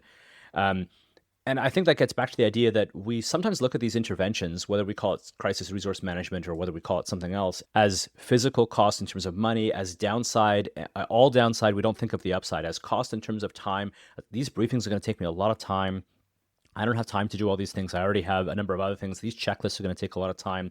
What we don't talk about is, and perhaps again, it gets back to an idea that we don't have the data and we should go and get the data, but we don't talk about how CRM can improve efficiency, how it can improve teamwork, how it can improve outcomes for patients, how it can improve team satisfaction, how it can improve retention, how it can solve a lot of these other problems. We talk about maybe that these interventions might prevent one of these rare occurrences, but we don't talk about a lot of those other things. And then when I get back to this idea of threat and error management, just literally yesterday, I'll talk about something. We do these briefings sometimes. I will say that we're not nearly as good in aviation about having it incredibly formalized, but that's my point. A lot of very good practitioners will incorporate what we see in threat and error management, but we don't call it that. It's not so formalized. For example, we did a briefing. I had about 6 patients. And we talked about each of those patients with the nurses that were going to work in that operating room, with the surgeon, with the anesthetist, with everybody that was going to be in there. And we said, okay, we've got patient A, B, C, D. And the surgeon talked about all of the surgical factors. And then I mentioned all of the anesthetic factors. And the nurses talked about their parts to it. And one of the things was the second patient of the day had a proven incredibly difficult airway, that they had their neck excised from skin cancer. And they previously had been intubated by an anesthesiologist who wrote them a letter saying that they were an incredibly difficult intubation. And this was something where we could do a spinal on this particular patient, which is where we numb them up from the belly button down, and then we can provide them sedation and so on. And that was incredibly important because I did not want to go anywhere near that scary airway. I wanted my emergency equipment in case it was needed, but I really needed to get that spinal. And later on, when we actually went to go do the case, we had talked about all of this.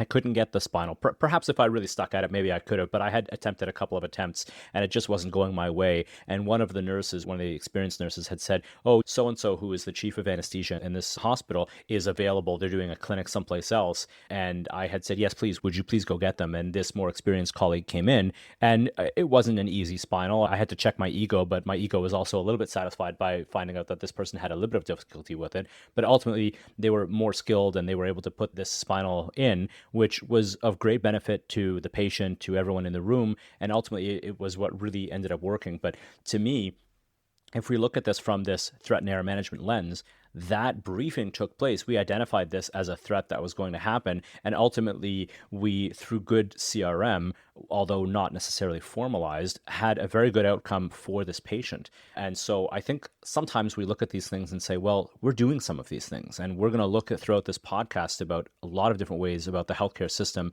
how we have elements of CRM. We have elements of good incident investigation. We have some elements of proactive measures, but perhaps not nearly as formalized as in aviation. I think you hit a really good point there. I can quote, public health from the last 4 years. It's meet people where they're at. And when we tried taking TEM back to the initial phases of pilot training, and those flight instructors that aren't familiar yet, like, oh, we do a bunch of this already. It's just not formalized. And that can be a really good way to help people get into it. And with respect to the time, one of the big differences from when Adam and I used to fly together is those checklists have gotten shorter and shorter, right? Not to be morbid, but we've basically taken the aviation ones now and said, if it's something that won't kill us, take it off the checklist, because they were getting too long. That helps address that concern.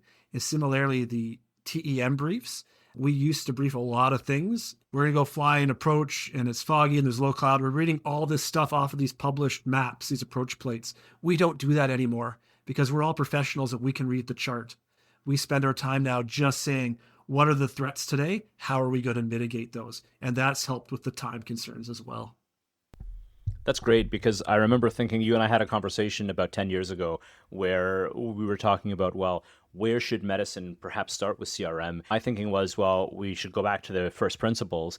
And your idea, which I'm coming around to, is, well, we don't need to repeat mistakes in the things that we've learned from. We can start with the more advanced CRM. We're all professionals and we can start from here, and that'll actually probably go a long way. And I really like the idea of the fact that we do a bunch of this already. And as you said, meeting people where they're at. So, Mike, I think it's important to note that even after CRM was implemented in aviation, there were accidents where ground crew and others, for example, got killed. And only then did they change the name from cockpit resource management to crew resource management, or at least around that time, to emphasize the inclusion of all potential resources, such as flight attendants, ground crew, air traffic control. And we hope there are a lot of people that are going to be listening to this podcast. It might just be the three of us. I have no idea. But more than just doctors and nurses are going to be listening to this. And it's important that should we try this, that we need to realize that we're going to be incorporating more than doctors and nurses. There are going to be a whole bunch of people that are involved. And the accident that stands out for me that I learned in my initial training was a 1995 accident called Royal Air Morocco. It was a 747 that was parked in Montreal in a de-icing pad, and the crew had heard the French term over the radio for what they thought was de-icing terminated. They thought that it was de-icing had been completed, and they started to taxi, and they had knocked over some cherry pickers that had the de-icing crew on it, and people died. 3 people died in that particular one. 2 vehicle drivers sustained minor injuries. But around that time, we changed it from cockpit resource management to crew resource management. Part of the idea being that you have more than just the people in the cockpit. They could have asked the flight attendants what's going on back there. They could have used their other resources. And I'm sure you have better examples than the one that I'm thinking of. But what can you tell us about this change from cockpit to crew resource management and the idea that it's including more than just the people that are on the flight deck? Well, it comes down to the silos we had mentioned earlier, right? Why are we training just at the time 4 pilots and 3 pilots and a lot of times just 2 pilots in this silo? Right? Because those aren't the only resources that I'm using. We're talking about CRM, it's utilizing all the various human and technical resources that we have available to us. Not everyone in the industry gets formal CRM training. The pilots get it, the flight attendants get it to some extent because they are on board working with us. What we see more of is the assertiveness training. And a very common example would be the ground crew or aircraft fueler coming up to the flight deck and saying, hey, It looks like there's a dent on this part of the airplane. And that happens, right? And it may have already been inspected and written up and fine, but if no one kind of says, that doesn't look right, let me bring it to their attention. And I've certainly had fuelers that have seen something that said, that I don't normally see this on this type of airplane. It might be nothing, right? It might be routine, or it might be something that's on that minimum equipment list that we had discussed earlier. And the biggest thing that we can then do is to reinforce, it's okay. This is what it is, but I really appreciate you bringing that to our attention. And if you see it again, always come up. We'd rather it not be anything than to not know about it. And that culture and that positive reinforcement. So I was in the operating room just the other day, and we were doing a hip operation, and one of the nurses happened to mention the patient's feet were quite dusky, indicating that they had just poor circulation overall. And it was a really good indicator of their overall health status, which matters to me as the anesthetist greatly. And not everyone would have necessarily pointed that out or said anything. Some people do it because we want to make sure that no one thinks that the surgical team was responsible for this injury, or that something had happened that it wasn't this way. They want to document that it was this way prior to the surgery and so on. But it was a really key piece of information. And it comes back to the idea that we are doing a lot of these things, but in a less formal way. And I like the idea that you had said that we are really talking about assertiveness, and we are really talking about using all of the resources. I have no better way of coming up with a segue than Mike. But what we've seen in our previous episodes where we've talked about airplane crashes, there's some people who've started that discussion, but not necessarily have been received properly. You know, the example I think about is the United Flight 173, where the plane ran out of fuel and crashed, although you had someone in the cockpit actually speak up and say something. Can you talk to us more about kind of like, you know, besides just saying, oh, I'm glad you mentioned that, how do people feel empowered to further act when they feel like they're not being received? that's a fabulous question. And we see that with another accident from a few years ago, the First Air accident, which was, I think, one of the ones that Adam initially recognized, hey, let's get Mike on and we'll talk a little bit. But where you have someone trying to say something, but it's not coming through. And it's the same one that you just mentioned in your example, Amir. So it's become a real trend over time. And again, some of it can be addressed through SOP. So for example, if a passenger or a flight attendant says, hey, these wings look like they have ice on them, and maybe it's warm enough that it's just water, but airplanes don't fly well with ice and snow on them. It actually says, and some companies, their standard operating procedure, you shall go look and you shall give feedback to the person who raised the concern. So they actually force the respondent to get involved. So it's something called graded assertiveness. It's this PACE model. It stands for probe, alert, challenge, and emergency. And so this is something that we train now so that folks have the ability to jump in and have a bit of a template for it. And the idea is that it respects authority. And most of the time you're in this probing stage where you come across as being inquisitive, right? We don't have to jump to these higher levels. And people, on the most part, love to explain why they're doing something. They're the master if they are in charge of the situation.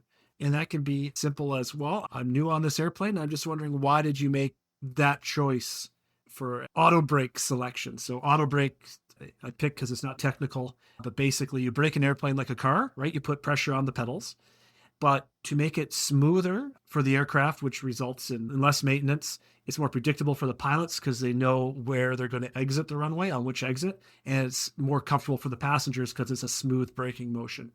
And it might be a setting of 1 through 5 or low, medium, or maximum, or whatever the case is. But if they're looking at it and say, oh, well, I kind of knew the airplane, why did you choose low? And they might have a really good reason for it. It could be, I'm going to use up more runway, but it's 35 degrees outside. So when we land, the brake's going to be too hot for us to then go do a takeoff in 45 minutes time.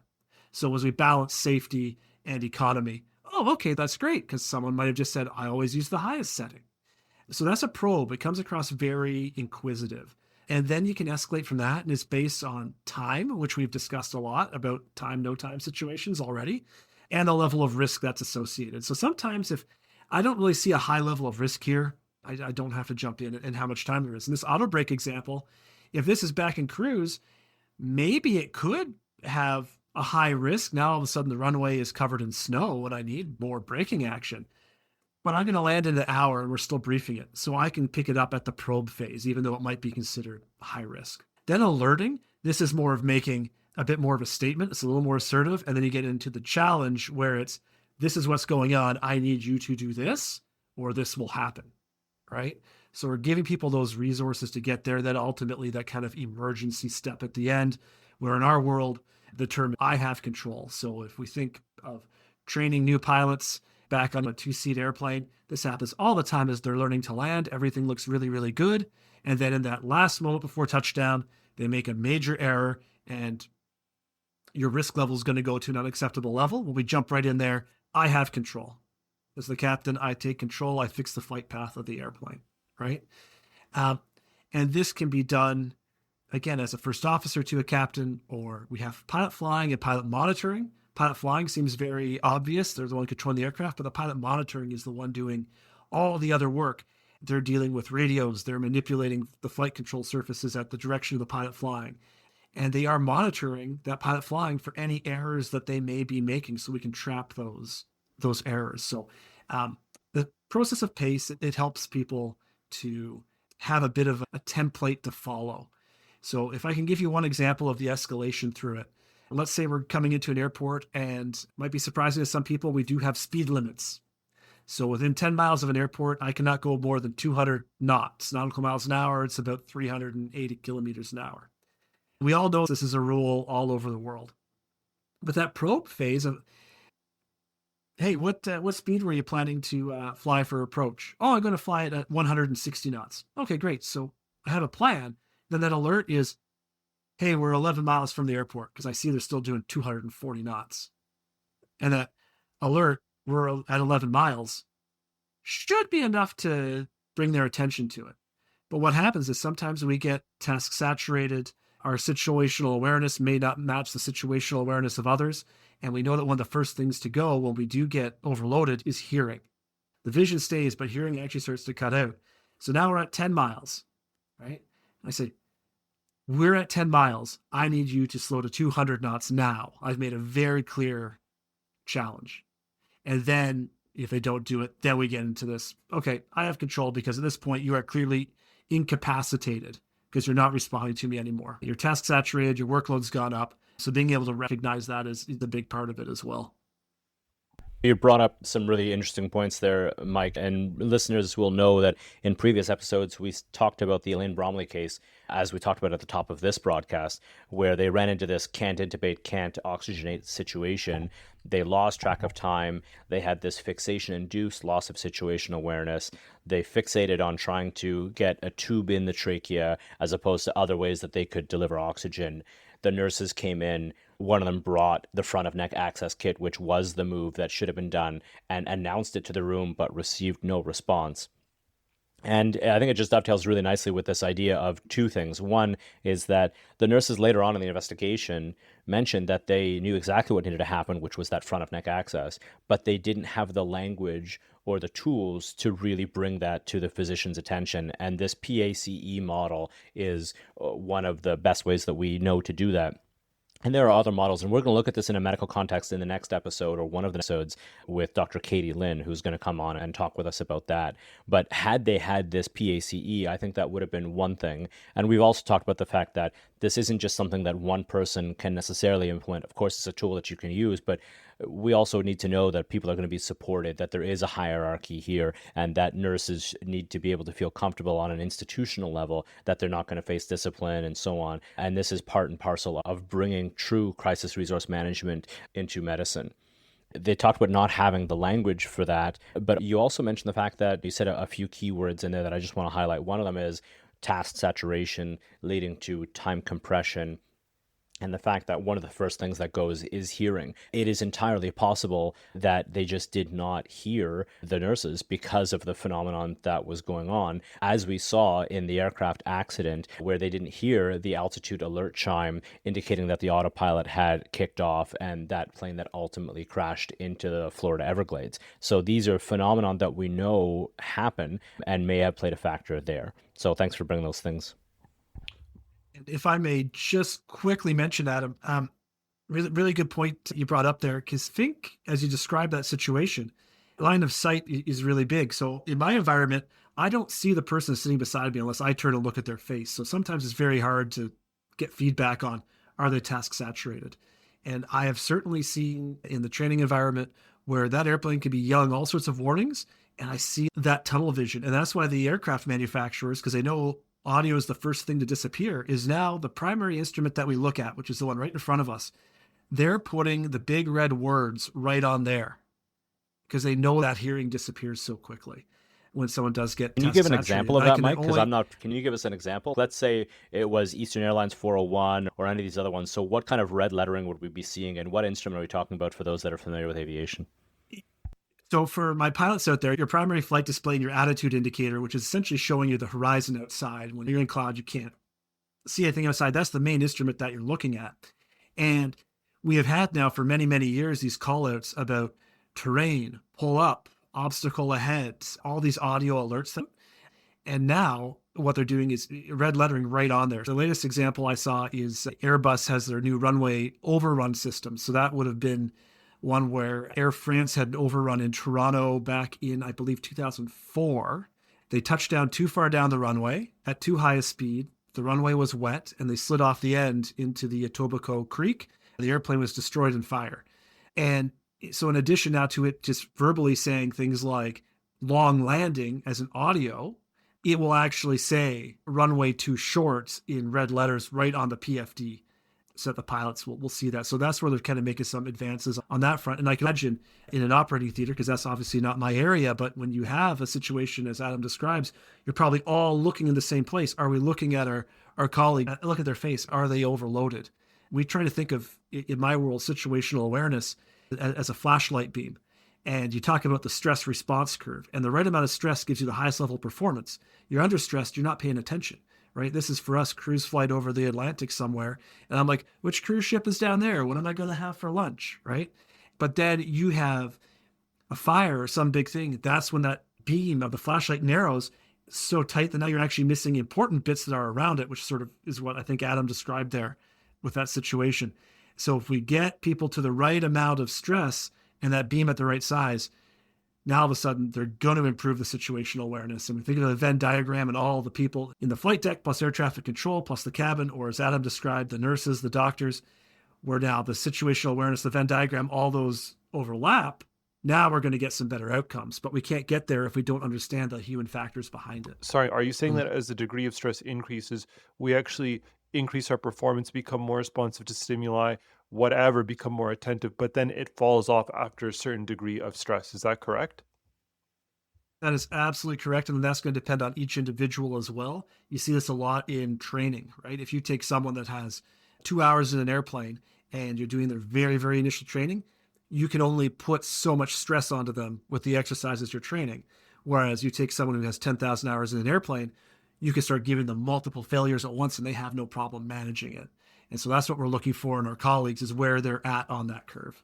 It's an interesting point, Mike, because we see this in related terms that I don't even think we sometimes don't even have the language in medicine to really talk about this. One of the things you said earlier in the podcast was this idea of mode confusion. And I thought, oh my goodness, we don't even have that concept in anesthesia, at least not that I've seen. This idea that, well, maybe my ventilator is in the wrong mode. Maybe my anesthetic machine is in the wrong mode. And you just had this fluency with this term that accurately described in a succinct way a whole host of situations. I think it's exactly this idea. And sometimes we talk about related terms like cognitive load. And I think if you asked a physician colleagues that worked in acute care settings, they would say, well, my cognitive load was high, and therefore these are the decisions that I made, or these are the errors that I made, and so on. And so we definitely see this cognitive loading as a similarly related term to this stress response. I do think it is interesting. And I think one of the real values, potentially one of the real benefits of incorporating a more formalized crisis resource management in medicine, as we see in aviation, is this idea that we would all have the tools, we would have an increased number of tools, and we would all have the same language with which we could talk about these things. If I may, very quickly, I'm just give a shout out to Dr. Helmrich. So he was the director at the Human Factors Research Project at the University of Texas. It ran from 82 to 2008. And that's where a lot of this came from. So when we talk about data and these common terms, what they were able to do was take the data, do the studies, and then IATA, which is International Air Transport Association, so all your big airlines in the world, they do these line-oriented safety audits. So they'll have someone sit in a third flight deck seat behind the pilots and actually look for these errors and threats and what was captured and not captured. And all that data went back down to Texas. And that's really where they started to not worked through even just all the different generations, but this last generation of threat and error management. So that's really where we get a lot of these terms and things from. So a lot of really good work was done down there. I think for the most part funded by the Federal Aviation Administration in the U.S. I love LOSA, the line-oriented safety audit. And in medicine, in the safety literature, we talk a lot about safety one versus safety two. Safety one being this idea that, well, here's what we're doing wrong that we need to fix. And safety two being a lot of the here's what goes right and how we improve these outcomes and how we build on what we're already doing that's right. And I think LOSA is just one of those key tools that we could absolutely be doing. I can imagine a situation where we have essentially audits very similar to how they have in the airline world, where you have that third pilot that's sitting there, or at least that trained observer anyway, that observes all these things. And I remember one of the key things for one airline that you and I used to teach way back when was somebody from their flight training days had this knee board, which is exactly what it sounds, a little clipboard that sits on your knee that a lot of flight instructors would use from their small aircraft flying days, that this was a first officer on a large airline that just brought their knee board along, and it made the cockpit organization at the time when they used paper a lot more, just a lot easier. And it was one of those things that they identified that we could potentially use to mitigate other errors and so on. And so I can imagine a situation in an operating room where someone is now observing me providing anesthetic after anesthetic and finding that these are the things that might be going well that we could do. Or later on, I could say, oh, well, Amir's doing this that I'm not doing that. Well, that would be really good to do. Yeah, I wanted to go back because, before we get too off, I really like the discussion about, it's going to tie us back into PACE. I really like the discussion about PACE. I like bringing it back to the Elaine Bromley case. But I guess my question that I have for you, Mike, is like, when you frame this PACE language, it was in the context of two people who are relatively equal in skill or technical proficiency. But how does this actually apply when people aren't? Like, if I'm doing, if a surgeon is operating in the operating room and someone else identifies that a potential error, they can't necessarily go and scrub in and grab the surgeon's hand and take over, right? Like the example you gave is you have two people of fairly equal skill doing a technical task, perhaps. But what do you do if you don't have that? Can you go back and just round that out for us? That one becomes a little more challenging. And to be honest, it's not our world that we're dealing with very regularly. The closest example I would have would, again, someone's coming in and making that assertive statement, whether it be a cabin crew, a ground handler, saying something doesn't look right, and us taking the time to reinforce that, hey, thanks for coming, but this is the reason why it is okay. If they're coming in and, again, depends where it is on the model, right? Because if it's that probing, if it's just, I haven't seen someone do that incision that way before, why do you like to do it that way, right? That could be a very inquisitive, non-threatening kind of come in.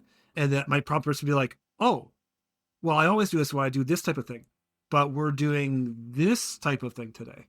That could be a place to come in. If it really becomes an immediate safety issue, it stop, like something's not right. Let's just take a quick time out here. It's interesting because we don't have a lot of the formalized assertiveness tools that you guys have in aviation, but I see a lot of medical learners, and I think it's really important that we point out that medical students and residents, while they don't have the same degree of training that staff physicians have, they're incredibly smart and motivated people.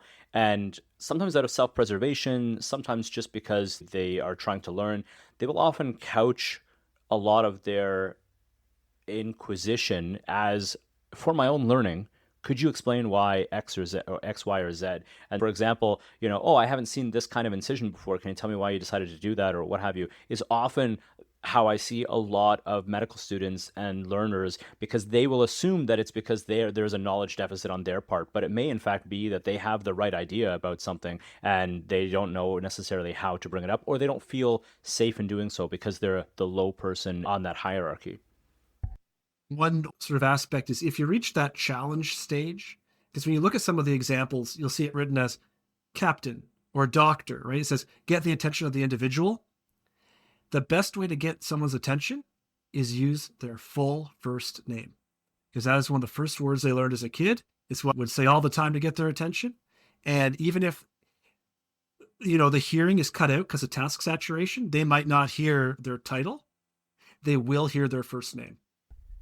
It's a good point. I make sure when I'm briefing an airway, especially when I'm training somebody, I'll say, because often they're emergency medicine residents that are coming for some airway experience. And I will say, okay, you've been in, let's say, 4 operating rooms this morning alone. do you know who this person is that is assisting you with this airway? Do you know their first name? And they'll often say, well, no, I don't. Do they know your first name? And I'll say, I'm Adam. Don't call me Dr. Shahada if I'm trying to put the patient to sleep and you need my attention. I'm Adam. You're whoever and you're whoever. And now we know each other's names. And I can't tell you how much easier it facilitates the idea of, in an emergency setting, I need this piece of equipment, I need that. I think it's super, super important. We're going to slowly wrap up here, but before we do that, Amir, is there anything that you wanted to ask Mike before we start to wrap up the conversation? What advice would you give to like the medical community as a whole, whether that be, legislatures, individuals, physicians, practices, like what could we be doing on the CRM front to improve CRM in medicine? Sure, I'll try to keep it reasonably timed for you. One is just be aware that CRM isn't just aviation. I had the pleasure of getting off a cruise ship a few weeks ago, watched a presentation from the executive officer, and one of the terms that came up, bridge resource management. And it's just what it sounds like. The shipping industry's taken this on. Oil and gas, high-risk industry, they use it. Nuclear power generation, they use CRM and SMS, right? So it's not just an aviation thing. Know your people, know their backgrounds. Adam had mentioned just the introductions and their names. Sometimes people come in with an amazing background that you're unaware of because maybe their official qualification level is a little bit lower or vice versa. What can we get them involved with? How much stock am I putting into what they're saying there? That's a pretty big one as well. And work on the premise that errors happen. We're all human. They're going to happen. You can't get rid of them. We got to accept it. Once it's accepted, then we can move into this non-punitive or this just culture where people feel safe, free to share lessons learned. Then the systems can be improved, and that's to the benefit of everyone, right? Because you learn about individually what you could improve. The system gets fixed. So a lot of other people don't make the same mistakes. That improves your patient care, your output, or whatever you're looking, right? And then we start to reduce the number of errors in the first place. I got to say, Mike, we really appreciate you coming on. I didn't think this was going to happen, but I've really changed my perspective from the idea of, we need CRM in medicine to, I think we should identify that we're doing a lot of the things already about CRM, but it's practitioner dependent, it's institution dependent, it's jurisdiction dependent. And we could really be doing, in my mind, a better job of formalizing a lot of this on a number of different levels. At an institution level, hospital, other places where we do especially critical care things, can implement different technologies. They could also start a more formalized investigation in driving a lot of the data here on a policy level, whether it's a province or even a country. We could start by saying, okay, well, we should have, as they do in the UK and in Norway, a more formalized incident investigation where they have an aviation style accident investigation. And then again, the data would then drive the further inquiry into doing a lot of these other things. And then if you happen to, let's say, run residency programs, you could have, instead of just the modules that people talked about, a much more formalized curriculum when it comes to baking in a lot of these crisis resource management principles in there.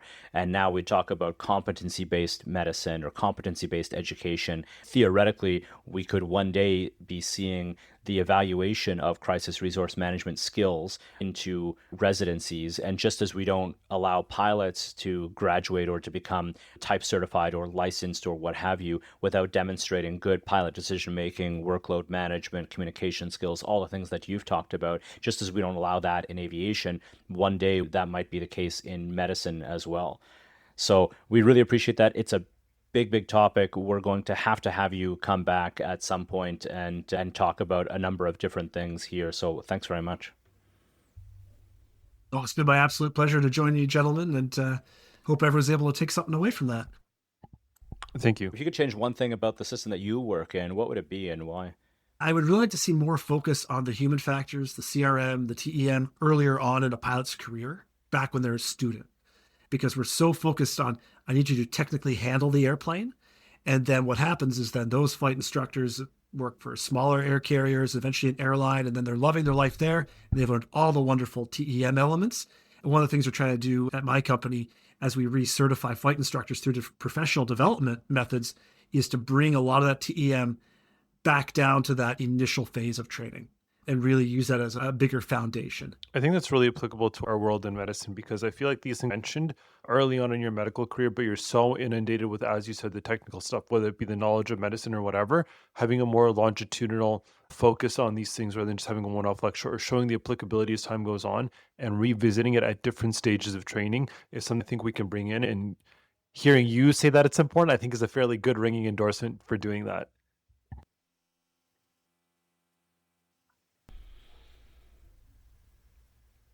Okay, so in some of the next episodes, we're going to talk to Dr. Katie Lynn, who's a critical care air transport physician, stroke attending, and emergency physician from Calgary. She'll share some of her research into the escalation of language, where there is a safety concern during resuscitation, which was the focus of her Master's of Public Health, where she earned from Harvard.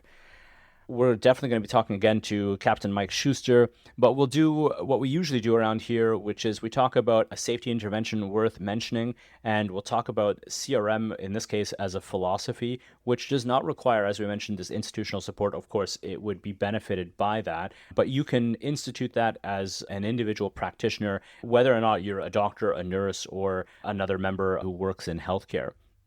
The Who Can Do What Tomorrow, we talked about medical schools incorporating CRM or threat and error management as a formalized curriculum, hospitals, what they can do. We already talked about department heads. We talked about individual practitioners. Anything else to add on that point about who can do what, Mir? I think from an individual perspective, I'm going to start trying to implement Mike's suggestion about the PACE language. And not only am I going to use it for myself, but the staff I work with at all in levels to be more facile and implement that. You know, it's all one thing for us to talk about it and get it out to our audience, but I think it's also a different thing for us to actually bring it to the places that we work with and use this as a learning point for myself, Adam, and whoever I'm listening. So I'm going to take that away and start, for lack of a better word, teaching or educating people I work with that's a tool and that I'm receptive to that because like Mike said in the beginning, like the culture starts with us and we have to be open and willing to listen. And what better way to do that than bring it to the table and see people and lead by example. Okay, and at this point, we just try and make random recommendations or fun questions. Do you have anything that you've been doing in personal life that you might want to just recommend people check out? It has nothing to do necessarily with medicine or aviation or anything like that? I've been getting out a lot more. It was very easy for a few years there after the 2020 to be like, well, turn on the Netflix, but rediscovering theater and live music and productions and that sort of thing. So it's nice to get out and see other people and really take in live entertainment. Excellent. Amir? I echo kind of Mike's point and say, instead of just getting out into the world, actually go outside. I know I've said this before, but I know it's winter. Just bundle up, get outside, enjoy the sun when it's actually sunny. It feels great. And as a pediatrician I worked with before said, no such thing as bad weather, only bad clothes. As we head into a cold week here in Southern Ontario, I want to really echo that point and encourage everyone to bundle up, but go outside and enjoy your time out there. You guys both kind of stole mine there, so I'm just going to piggyback on that. If you're really prepared for it, you can go there. My daughter was just on a big ski trip, and let me tell you, she bundled up. It was about minus 30 Celsius. It was extremely cold and windy, but let me tell you, she had the absolute time of her life. So just to piggyback off of that, take your dog to a dog park, go skiing, do something out in nature. There's actually a lot of really good literature that actually suggests that if we get a couple hours in nature every week, that our moods are a lot better. Okay, and so that's it for this episode of the Medical Safety Podcast. For our guest, Captain Mike Schuster, I'm Adam Shahada, and I'm Dr. Amir Hamid. And as one TV doctor said, What? You have to say it. It's a beautiful day to save lives. Please consider following us on Twitter, Facebook, Instagram, TikTok. We are looking for an intern to help do research and make show notes for the show, as well as a producer to help with technical aspects such as mixing and editing. As this podcast currently receives no outside funding, these would start as volunteer positions, but you never know what might happen in the future. If people are interested and donate, maybe it becomes a funded position. This would be a great opportunity for medical students, residents, anyone interested in patient safety, critical care, anesthesia, or even aviation. If you are a fan of the show, please consider going to wherever you got this podcast and leaving us a positive rating. It really helps people find the show. If you are interested in becoming a supporter of the show, please consider going to patreon.com, where you can become a patron of the show. Even if it's just $1 or $2, it makes a big difference, and we really appreciate it. Remember, lives are not just saved in the resuscitation bay. Countless more lives are saved by the diseases and errors that are prevented and by the work done by scientists, labs, clinicians, and professionals like you working to make every day safer than the last. Thanks very much. And now for our outtakes. And so here's the big question is, how good is the pit for accuracy? That's my only reference to emergency medicine. One of my colleagues, he's American and he worked in the US medical system for a long time. He worked in Long Island, especially in the emergency department. And he's like, yeah, some of it is a little dramatized, but he's like, the volume of patients, like the administrative burden where you have administrators come down in the middle of your shift, be like, where are your performance metrics? He's like, I had flashbacks. And his wife is like, yeah, we can't watch the show anymore. Like, it's truly a traumatizing experience. They left because they were getting burnt out and like, we're triggered watching the show. It's so funny because season 2 opens up with them doing something with a sim mannequin, and I'm like, oh, that's tersata point. They need magnesium sulfate, and then that was like the next line, and I'm like, okay, all right, interesting. They're really going for it. It's good. Yeah.